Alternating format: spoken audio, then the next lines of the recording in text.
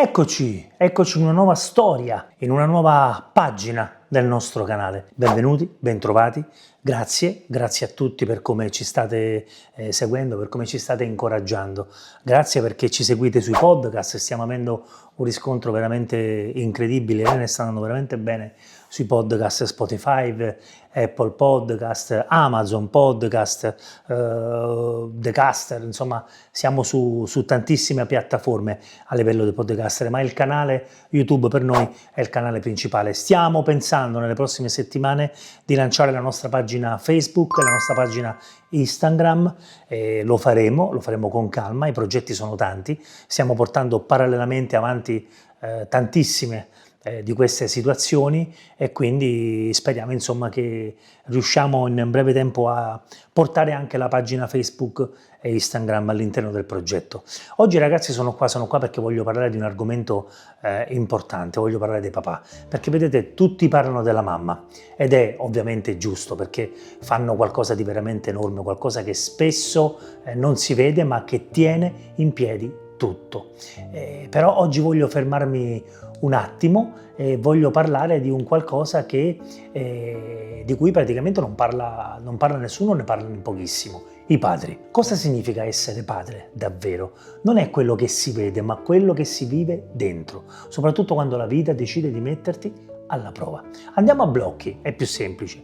Blocco 1, il padre che nessuno racconta, perché da fuori, vedete, sembra tutto normale.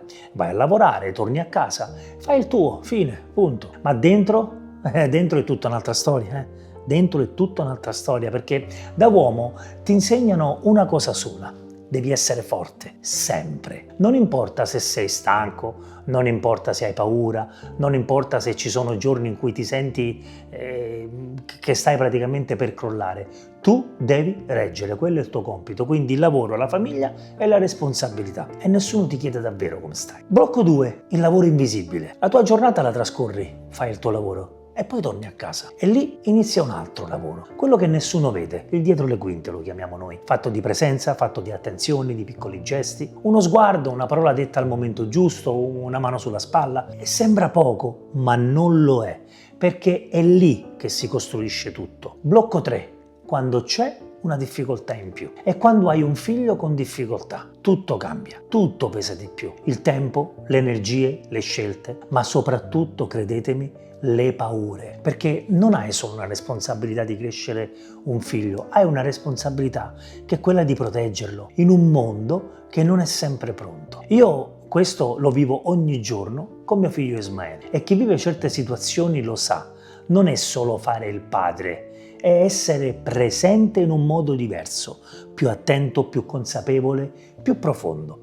Ci sono giorni in cui sei forte davvero e altri in cui fai finta di esserlo sicuramente perché lo fai per loro, sempre e soltanto per loro. E ci sono momenti in cui ti fai una domanda che non dici a nessuno. Sto facendo abbastanza? Sto sbagliando qualcosa? Potrei fare di più? E questa domanda, queste sono domande che non spariscono mai ragazzi, credetemi. E a volte pensi che quello che stai vivendo sia già tanto. Poi però ti fermi e capisci che esistono storie che vanno ancora più in profondità, storie vere, storie che ti cambiano la prospettiva, come l'ha cambiata a me praticamente.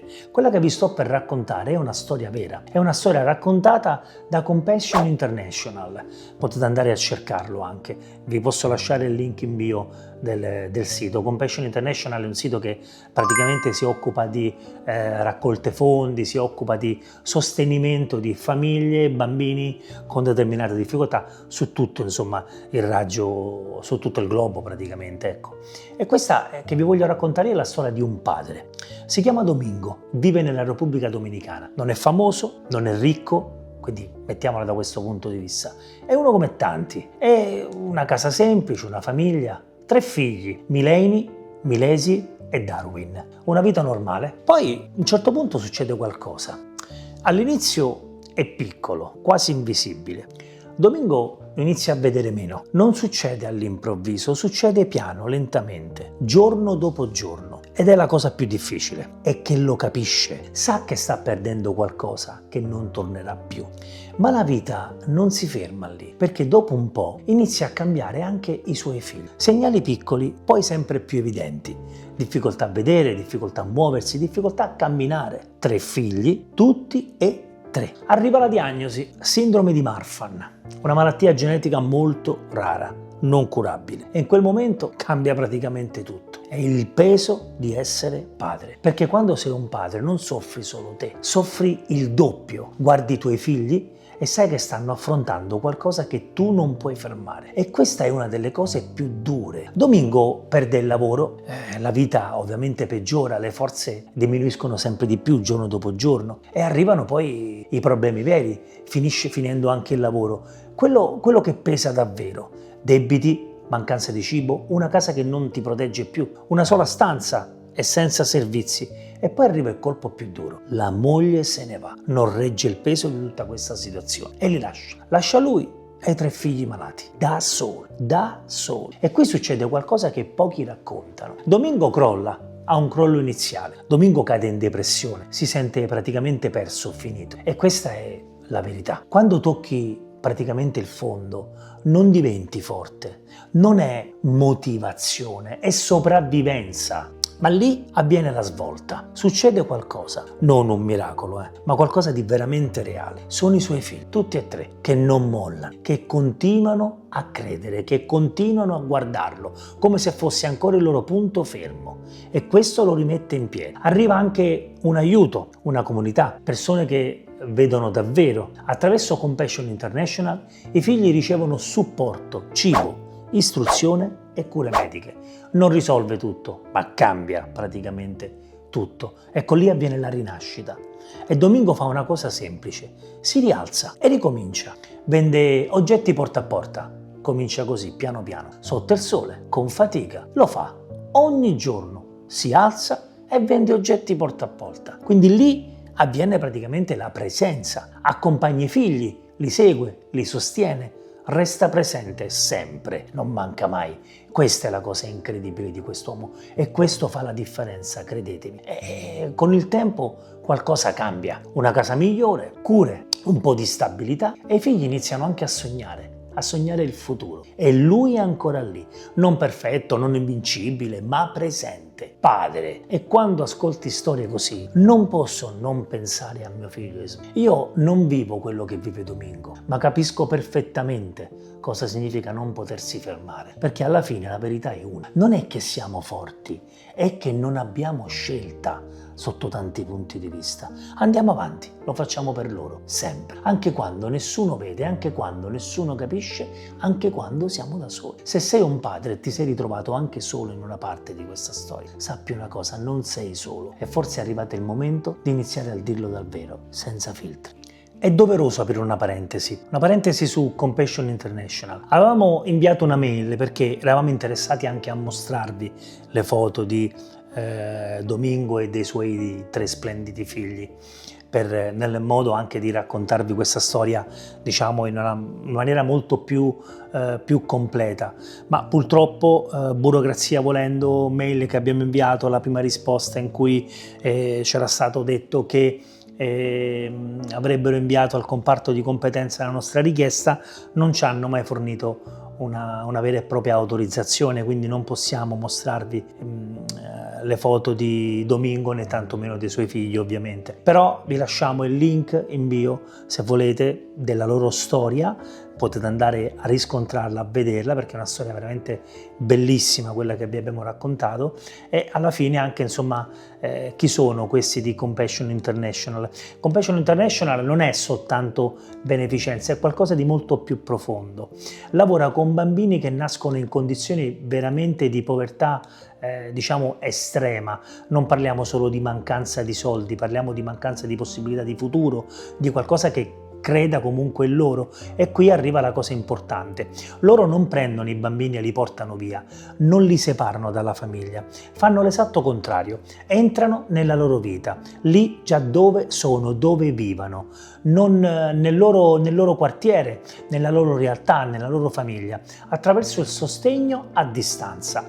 Una persona decide di accompagnare quel bambino nel tempo, non solo con un aiuto economico, ma con una presenza vera e propria. Quel bambino riceve cibo quando manca, cure mediche quando non sono praticamente permesse in alcune zone di alcuni paesi. Ma non è questo il punto più grande. Il punto più grande è che qualcuno per la prima volta gli dice: tu vali, tu puoi avere futuro, per te c'è futuro. E questa cosa cambia tutto, perché un bambino che cresce sapendo di avere valore diventa un adulto diverso, diventa un adulto più forte, un adulto più consapevole, un adulto più libero. Ecco, abbiamo aperto questa parentesi su Compassion International. Ragazzi, io vi ringrazio enormemente tanto se siete arrivati fino alla fine del video, grazie ancora per come ci seguite, ve lo ripeto, iscrivetevi, che è una cosa molto importante per noi, per voi è completamente gratuito e per noi è un sostegno veramente immenso, quindi